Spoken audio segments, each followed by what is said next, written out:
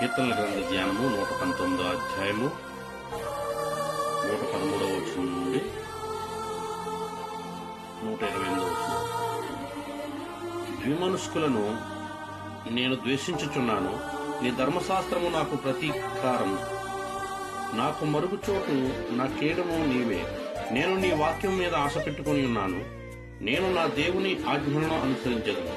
దుష్క్రియలు చేయవారులారా, నా యొద్ద నుండి తొలగుడి.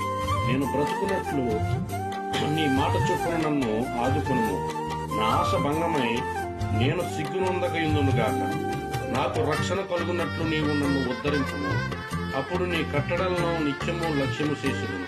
నీ కట్టడలను మీరిన వారినందరినీ నీవు నిరాకరించుదువు. వారి కపటాలోచన మోసమే. భూమి మీదనున్న భక్తిహీనులందరినీ నీవు